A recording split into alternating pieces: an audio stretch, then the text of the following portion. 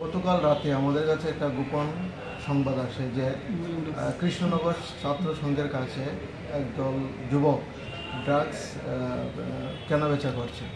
এই খবরের ভিত্তিতে আমরা কৃষ্ণনগর ছাত্র সংঘের কাছে গিয়ে রেড করি। রেড করার পর আমরা 4 জনকে আটক করতে সক্ষম হয়েছি এবং তাদের কাছ থেকে 1 পাউচ আমরা হেরোইন বাজেয়াপ্ত করেছি।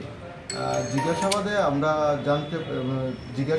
জানছি যে তারা আরও 5টা পাউচ অলরেডি বিক্রি করে দিয়েছে এবং তাদের বিরুদ্ধে আমরা NDPS একটা মামলা নিয়েছি, যার number West Agartala PS case number 47/2024 under section 22B and 29 of NDPS Act। আজকে সবাইকে পুলিশ রিমান্ড চেয়ে আদালতে যে পাঁচটা পাউচ বিক্রি করা হয়েছে, যারা কিনেছে তাদের কি মানে কোনো ধরনের এখনো পর্যন্ত আমরা আটক করতে পারিনি। জিজ্ঞাসাবাদ চলছে, পার্ট অফ ইনভেস্টিগেশন।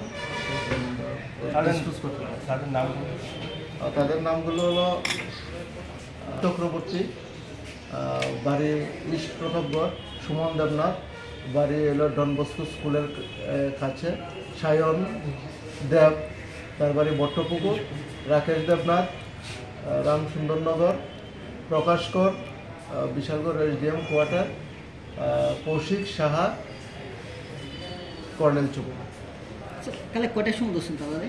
কালকে অনুমান 10:30-11টা। ম্যাগনেট ক্লাবের সামনে থেকে ছাত্র সংঘ ক্লাবের ভিতরে বাইরে